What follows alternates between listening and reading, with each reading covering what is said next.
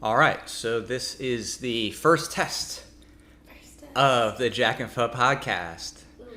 So it'll be interesting to see how this sounds. We're playing with this new setup for the first time. It's kind of a small box thing where we can just talk wherever we are, and we're currently eating some food. So yeah, some goikun.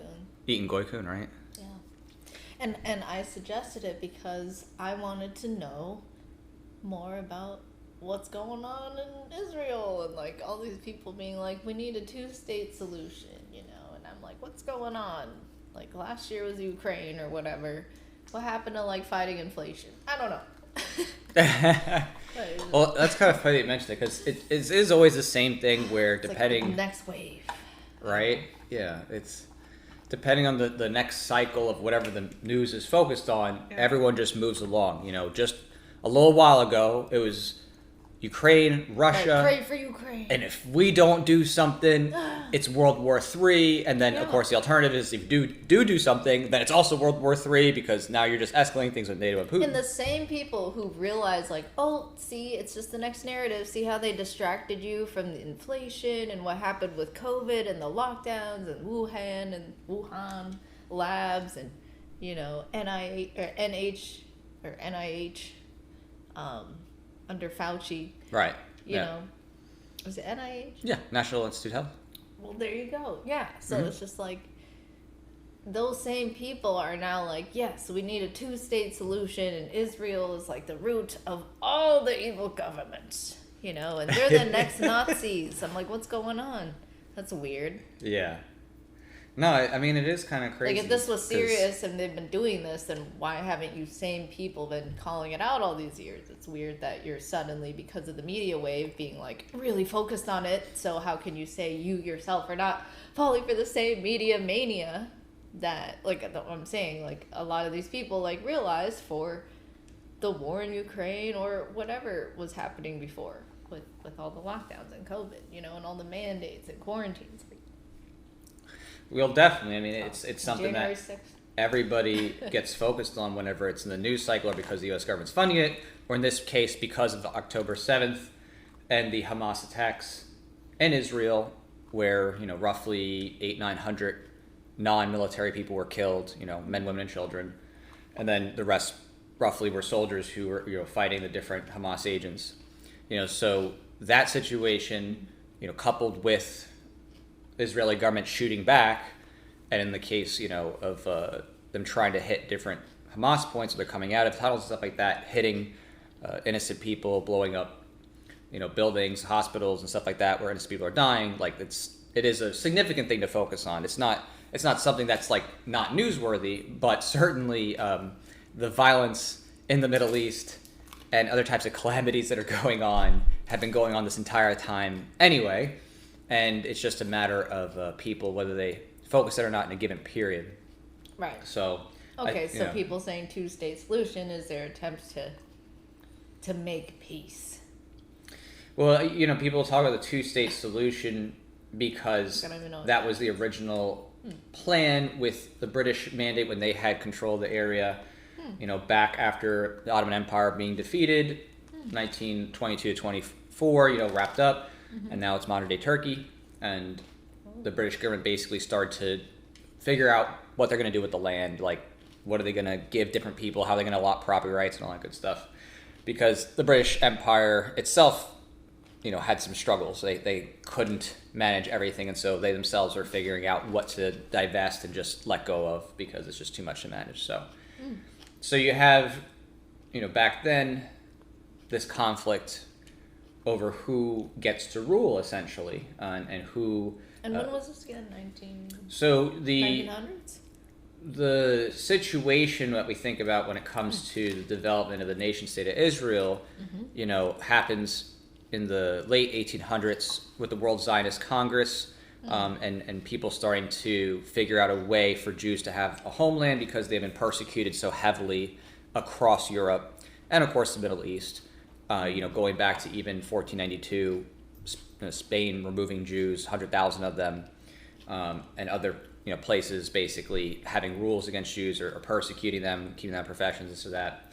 So Jews are kind of like, okay, we need to be somewhere where we're not going to be outright persecuted by a majority, right? Because the Jews being smaller in a group, were ready to be picked out as a minority, to pick on. So eventually people started moving down more in a concentrated manner, and with there being more conflict in Europe with World War I and II, the impetus to get out of there became extra pressurized because of the persecutions, especially of Jews in Germany, Right. where a lot of Ashkenazis were. Yeah. And a lot of them saw the writing on the wall in the 1930s. Wow. After 33, and some of them got out, some of them got refused citizenship to Britain, some came back, but all in all, there was a significant push to move out. Why would Britain refuse the Jews? For every single other reason that governments refuse people for various, political reasons. Some are like, we don't want this group, we think this group's going to be a problem, or we just don't like them. There's a lot of reasons. Different governments have different restrictions on immigration for all kinds of reasons, and so Yeah, in every country I see. yeah. So I wouldn't say that it's necessarily unique for Jews, but it certainly was an issue when they were trying to escape. Right? It certainly made it more difficult for them to find refuge. It's just kind of like, oh, we're gonna save them, but go away. Well, the British government had the Balfour Declaration in 1917, which was this declaration to basically establish a Jewish homeland, and that was part of their mandate in what is modern day Israel, and their attempt to facilitate some immigration of Jews there. But in the process, they also stopped immigration of Jews, and part of that was because of some riots that were started by a man named Al-Husseini, who was this kind of leader in the area who really hated the Jews, and he was like, hey, these Jews are bad, they're going to destroy us, they're buying up land, so we need to get them out of here. And so he would stir up riots to go and destroy Jewish settlements and businesses and kill Jews. And so some of that's missed out, and it's not even thought of in its proper context, which I like to think of. I like to think of it in the same way that when blacks were freed in America after slavery, they had to move somewhere, right? Eventually black people had to move somewhere and live.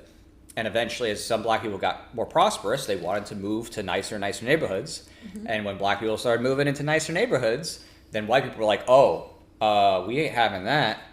And so, you start to see after the black codes, the Jim Crow laws come up to try to segregate out black people from neighborhoods and to zone them or, outright ban them from certain places. They had separate living arrangements, separate living areas, separate bathrooms, all that stuff. So that was in response to just basically, them not wanting that people to live by them, even though they were just settling / buying homes like anybody else, black people in America. The same thing was the case with Jews. They literally were going to the area and settling on either unclaimed land, or they were buying land from people and with deeds and stuff like that. And it wasn't always the case that every single thing was on the up and up with deeds, because there was a lot of cronyism with the Ottoman Empire. There was a lot of absentee landlords who had vacant lots, and they had crony deals with them, and they would sell it. But the thing that people miss out with that... But most of it was basically like, it's private property rights. They're just buying it. It was certainly done in a way where it wasn't violent. It was done in a way where they're just simply buying land, because how could Jews go and do forcible settlements?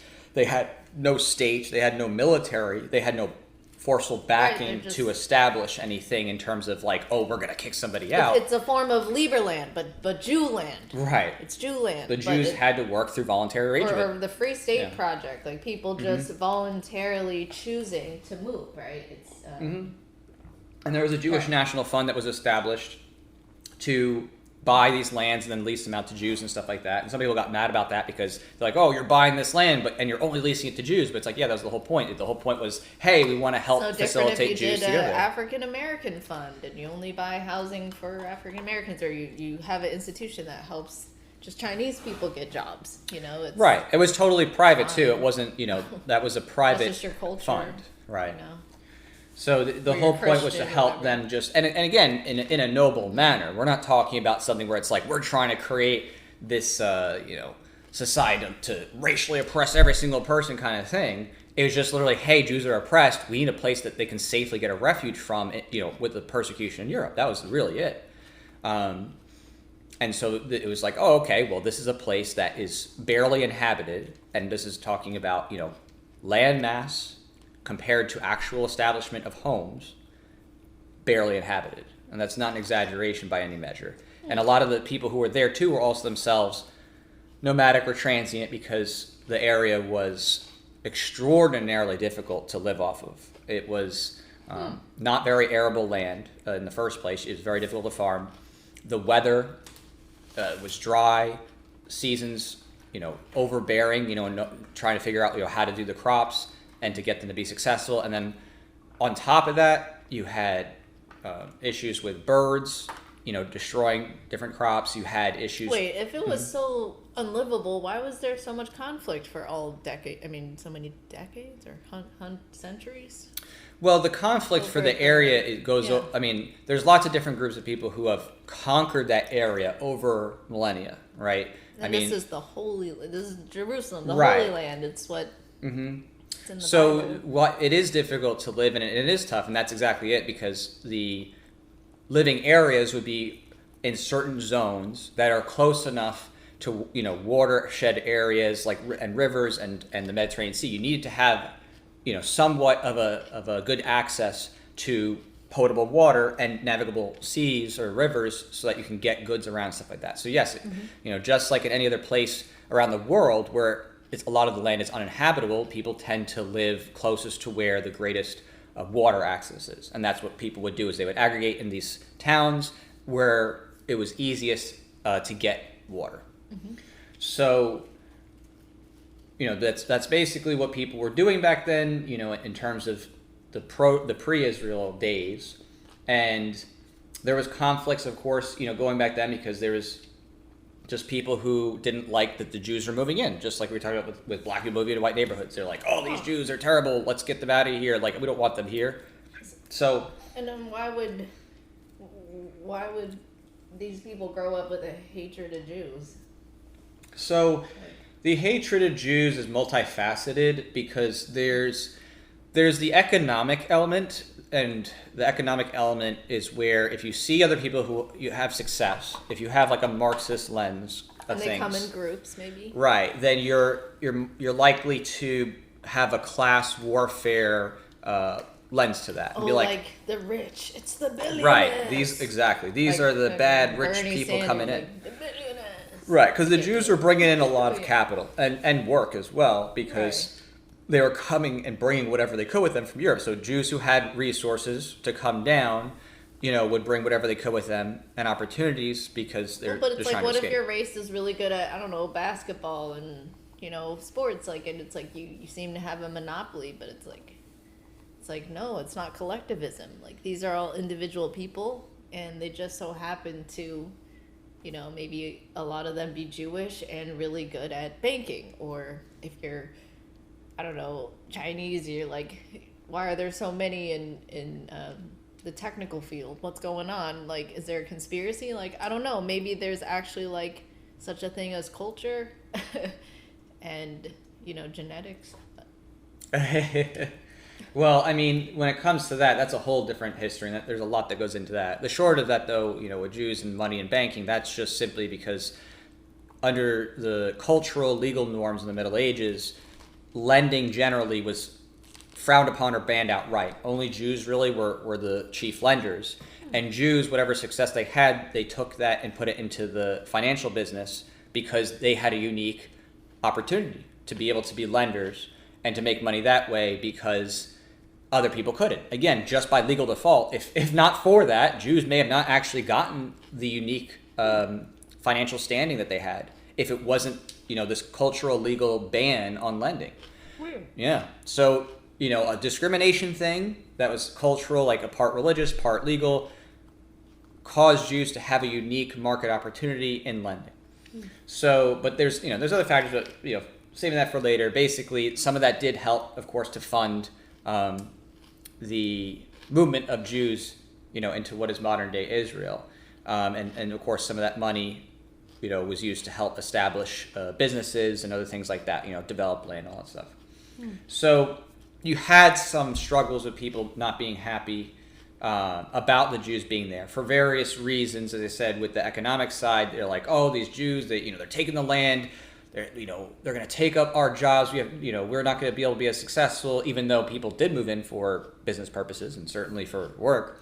That there was that kind of sentiment that you see with any person who's economically illiterate or has a common mindset. I've heard this for a lot of different races and cultures and times throughout history. Mm-hmm. Like, oh no, a different group with different customs and cultures. Oh, they kind of prefer to stay insular and not talk to us. Oh no, like we gotta control them if they don't talk to us. Like when instead there's this idea of coexistence and just sharing the principles of respecting each other's rights, Sure, and it wasn't that there was no contact. It wasn't that there was no cultural contact, but there was a contention.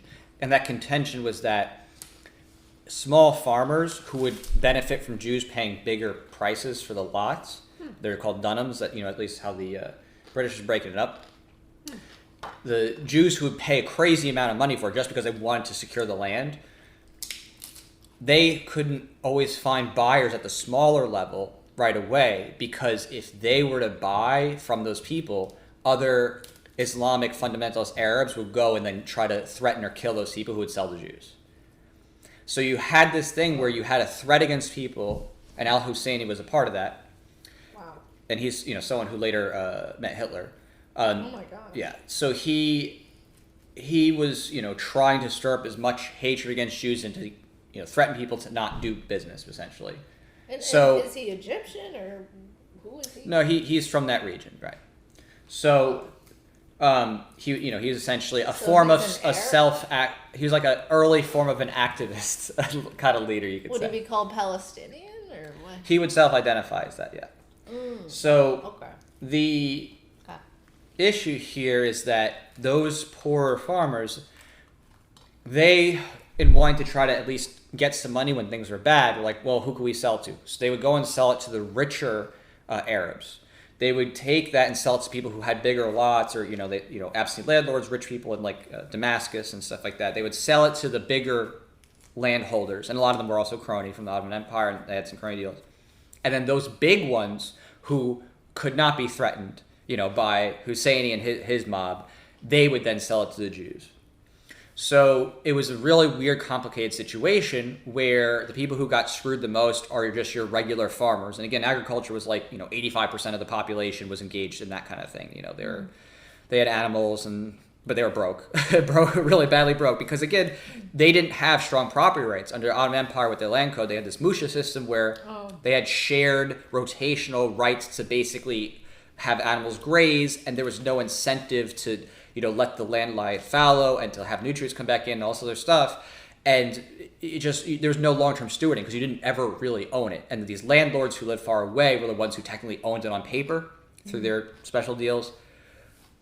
But, those people were the ones who got screwed the most, certainly. And I think that, those people certainly, deserve some type of potential restitution. And Israel is not the only ones to blame for this. And that's a big part of the problem here, is that they were being screwed long before Israel was a thing. The British government was screwing them. The Ottoman Empire, their own genetic-related people was screwing them and conscripting them, the men to war. And they actually struggled a lot in the early 20th century because the men were, being conscripted when they were running thin as they were losing. Wow. And people were suffering. Families were struggling, men were scant, population was dwindling. Wow. So this is the kind of stuff that you don't get in these broader discourses, because nobody wants to talk about the predicates. What was it before? What were the property rights like before? What were people's living situations like before? How much of the land was actually developed versus how much was just claimed and actually not actually physically developed? So we have this situation where the Jews have moved in, despite some obstacles, despite even the British government at times saying, no, we're going to stop immigration, and then sometimes the technically illegally immigrating, and Jews weren't the only ones illegally immigrating, of course. There was others too coming in from Syria and other places to work, even if they came in and out, Jordan, Syria, coming back and Transjordan back then. That idea of like the market keeps going, man. Yes, that is correct. The market keeps going. The nameless faces, the nameless hands engaging in the market, taking those risks, being like, these governments are stupid. They're not letting us. God damn it. Just let us trade. Go away. Right. Yeah, and that whole thing was noted down too. The British government noted it. They had this thing called the Survey of Palestine in 1946, 45, 46. They had this Hope Simpson Commission, and they noted these things. They did some surveys and studies. Now, is it perfect? No, because they don't have eyes and ears everywhere, and they even noted themselves, hey, there's probably illegal immigrants coming across even from other Arab countries. We can't account for everything, but whatever. This is our survey. This is what we think. Right. So this stuff was studied, right? It would generally there's some holes here and there, but it's the migrations, the situation with Jews. It's not a complete black box of knowledge. We have some basis of ideas about the property rights, the people, the different groups, and what they were fighting over, the British government, what they were fighting over, the UN, all that kind of stuff. So in the process, eventually there was enough of a Jewish presence that there started to be a serious movement toward actually having a nation state, not just Zionism of the old kind, which is just, okay, move to the area where biblical Israel is, but people saying, okay, let's really create a nation state thing here. And again, I'm not for nation states. I'm just describing what they decided to do. So they figured out what are the existing governments that they could tap on, right, and get the political support behind, right, securing for them the creation of a new state. And essentially, the Holocaust was kind of that catalyst, that final catalyst, that gave people across Europe the idea that, okay, maybe send the Jews there, right? That was that final kind of like moving the needle thing where it's like, okay, you know what? After all this craziness and all this conflict and all this stuff with Germany, like, you know what? Maybe we'll just do this. And that's why you get people who are like, the Holocaust wasn't real because it was used to justify the creation of Israel. And like, it's like, holy crap, both things could be true, dude. Like that it's wild. Do you not see the shoes? I don't know. Like, it's real. There's like the Holocaust is probably one of the most studied atrocities. It's like being told to my face, like, Pol Pot didn't happen. The Khmer Rouge, all those killing fields in Cambodia, in your head. Yeah. And your family's lying to you, man. Right. Your family that loves you and raised you, you know what I mean? Like, and sacrificed for you. They're just lying to you. This whole conspiracy, all the generations. Like, I mean, there's certainly been generational conspiracies. It's like, no, governments just use horrible things to justify more government. Okay, tale as old as time. Yeah.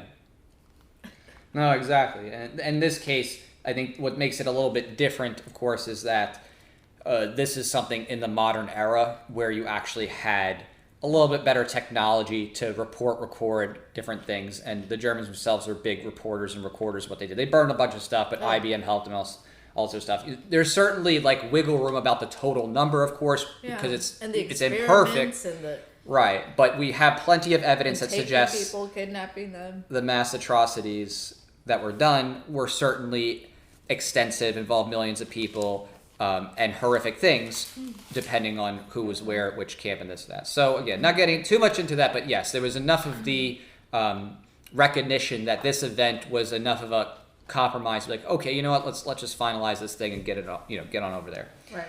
So the issues that came up then, as Israel's, starting to become a real thing, and the debates happening from 46 to 48, and figuring out what's going on with the UN and all sort of stuff, is that the Israelis had a proto-military, the Irgun, that essentially was starting to arise and become kind of a defense for the Jewish people, right? So you have that too. The beginning of that. What's the CIA for the Israeli military? Oh, well, the modern CIA for the Israeli military is Mossad. So Irgun's not Mossad. They're just like a proto-army that was, a pre-state leading to the state's creation army that was used to help protect the Jews. Volunteers? Effectively, yes. It's essentially Jews who picked up arms. They had support, obviously, with the British government because they're being established officially as a state, but they also had, their own supplies and support of people choosing to fight and establish the homeland. So, UN officially approves this plan, and there was a partition plan idea that, okay, maybe there'll be a two-state solution and we'll create a new Palestinian government, because again, there's never been a Palestinian state. This is, Palestine as a concept has been a regional description. It's not a government. and the people there are not even completely unified in everything. You have a mixture of religions. There's Christianity there, there's Islam. You have people who came there from Iran and Egypt, Syria, Lebanon, and all around, and there's people who've been there, of course, through the ages for millennia. So it's a hodgepodge, Middle Eastern, almost like New York City, if you want to think of it that way. It's like, but except poor. It's not anarchic. It wasn't culturally? Anarchic in the practical sense that they had rulers, because the Ottoman Empire ruled them, then the British government ruled them, and then the Israeli state's establishment became another ruler. So there wasn't a true anarchic, but it certainly, you could probably feel, maybe in the intermediate period between Ottoman falling and Israel starting, that things may have been a little bit more free, just because the British government, while they tried to do their borders and passports and stuff, it's pretty hard to do that for every single inch of desert where it's very uninhabitable. So lots of gaps, lots of holes, and lots of people coming in and out from different places to work or whatever, and Jews as well. So it wasn't one-sided. It wasn't like, all these Jews are illegal immigrants. No, there's others too, but a lot of them would be transient. They would come in and out to do work for a season and then go back out when, things were sucky with the weather. So, what happens then is the Israeli government's about to be, formed up in 1948. Here it is. It's official. And what they call this day where the government is being actually established is that famous Nakba event that they call it, right? So this what is termed as Nakba, as to create this word of saying tragedy, is this idea that when the Israeli government was officially established, some of the Irgun forced some people out of cities who were living there, in part to fortify those against an impending Egyptian and Arab League army. And some people also just left for various reasons. Some left because they're like, okay, Egypt's going to come and kill the Jews, and we'll be back in 2 weeks, and it'll be that. Some left because they thought, hey, if we stay here, they're going to think we're allying with the Jews. So they wanted to leave just to not look like they're a part of Israel and that they're supporting them or something. So you had this kind of conflict arise where, out of maybe 750,000 people left homes for various reasons, maybe half at most by Irgun force, half by choice just to get out for one of those two reasons especially. And then you had this sudden war with Egypt and the Israeli, government, and they lost. That is, Egypt lost. So the Jews ended up winning. Man, I'm so used to peace being in America. Right, I know. Sometimes it is kind of weird. I'm not used to I'm used to hearing of war. Right. But I'm used to living in peace. Like, it's this weird world that Americans are in some regards. Like, there's a war in America. Yeah. And some people are part of it, like if they're caught up in the drug war or whatever. One of the wars against Americans are civil rights. Like, that's when you feel the war, right? The domestic war at home. But it's just it's crazy to me. Like, there's so much conflict over there. But I really like how you're laying out the history. Yeah, just the basic overview fact. But you're absolutely right that it can be sometimes weird to think about peace, because for most of human history, war has been a norm in most places.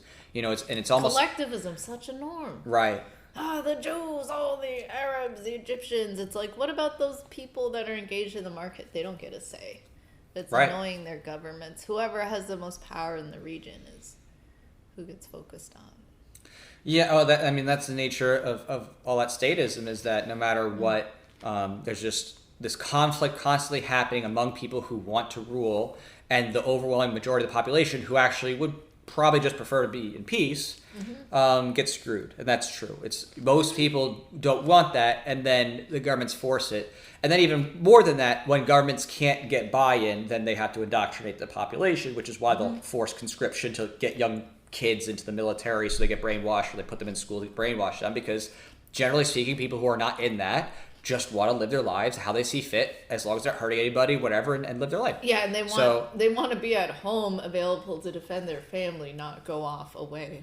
Right. People don't typically wish to go to war, or especially after they see that it's not all glamorous and amazing and wonderful when you see your friends get blown up and you see loved ones die. It's not glamorous at all. So with Israel being established, there was a problem because many of these people who fled their homes for different reasons or who were forced out now were out, homeless. They didn't have where they lived. Now, that said, these people were not like moved to 1,000 miles away. This is not even like the Cherokees where it's like, we're going to take you from Georgia and move you, past the Mississippi. These people were moved out like 5 miles away, right? They just got far enough away from these cities that they're not going to be in the conflict zone, that kind of thing. So, and of course, there's later movements and migrations depending on where they came from, slowly trickling into different places. But essentially, in the immediate aftermath, unless you were rich, right? If you were one of the elites, then you're like, oh, I'm going to Syria, right? The ones who were like the really rich people, the top landowners, stuff like that, they got out early and went to, their second homes over in Syria. But the general population who's like, I'm a poor agricultural person, they just were like, Is Syria like right there? Yeah. Right next to Israel? They share a border? Yeah, they're right next to each other. That like the Lebanon, Syria, what was the time Transjordan, now Jordan, Egypt, all that is that area kind of thing. So, got it. So essentially, you have all these people who are now moved out of their homes and they're not being let back in. And as you can imagine, again, right or wrong, the reasoning makes sense in a political war context that they as in the Israelis and the Israeli government were like, these people are potential threats because they are running for whatever reason. They thought maybe they're, gonna attack us back, or maybe they're going to, do some terrorist attack thing, whatever it is. They're like, okay, these people are our threat. Whereas the people who stayed, about 150,000-ish, they became citizens. So the Arabs who stayed got full citizenship. But the ones who fled did not.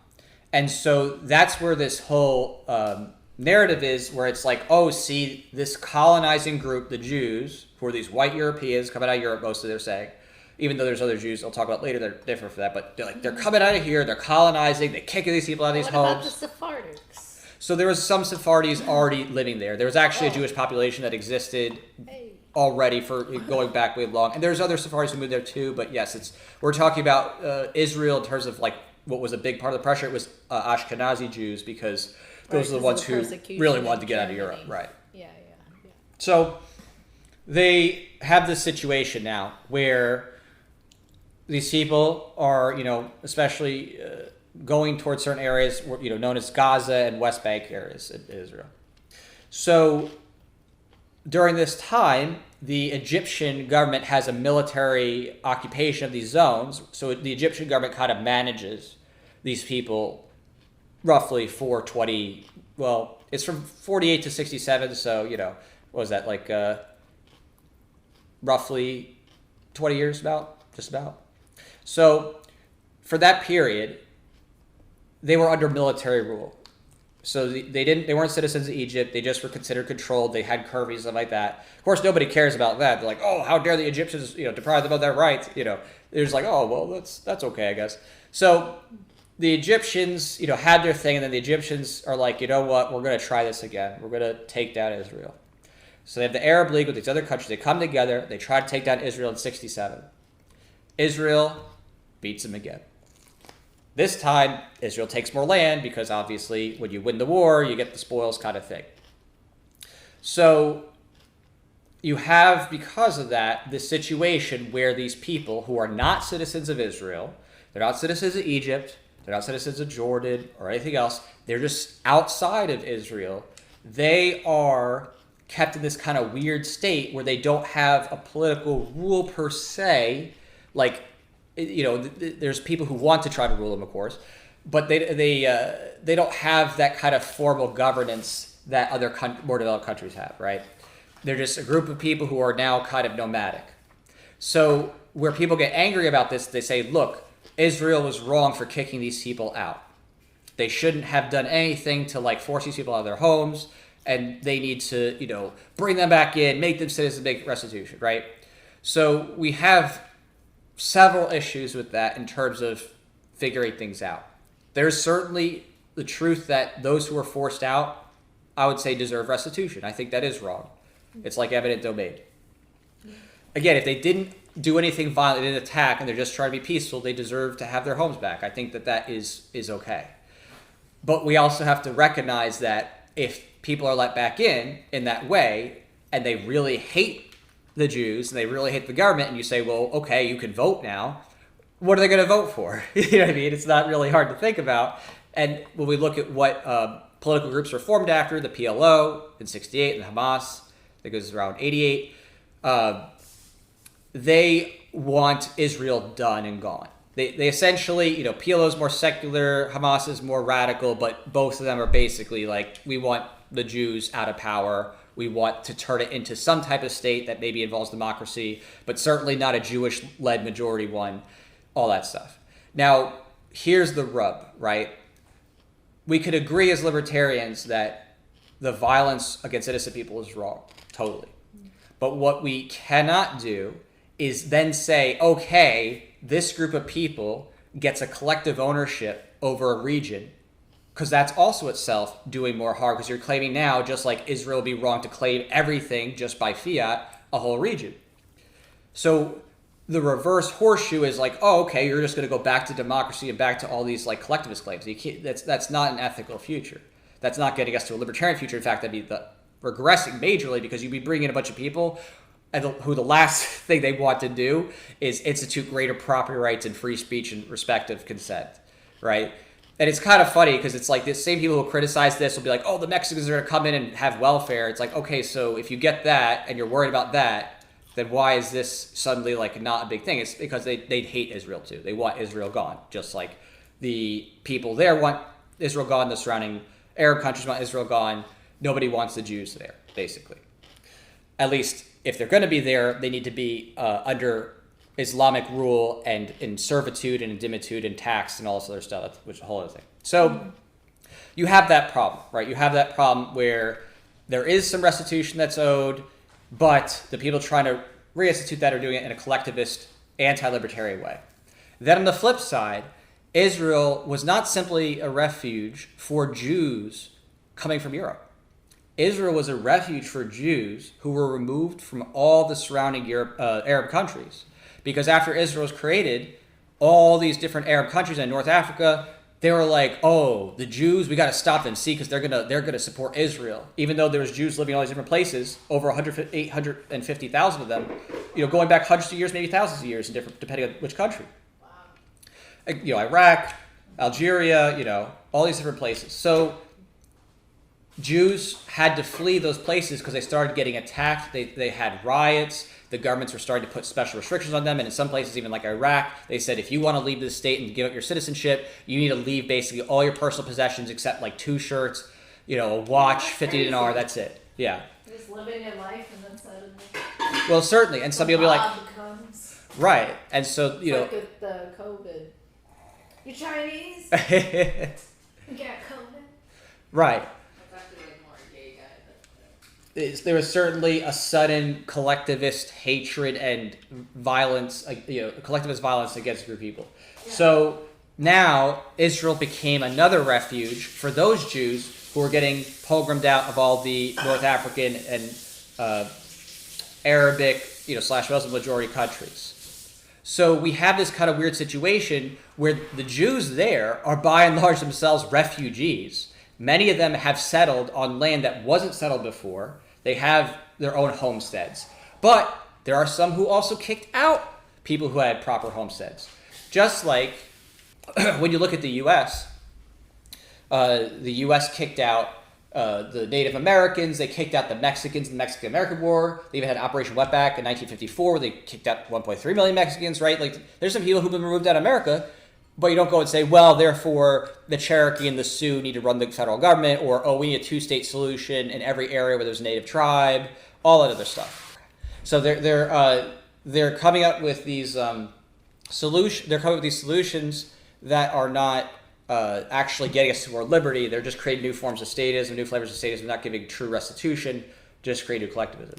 So that's kind of the backdrop of where we are today in the general sense. And then there's other stuff that's, going on in the modern times with Israel and, Hamas and all those other things. But, that's kind of the background to it.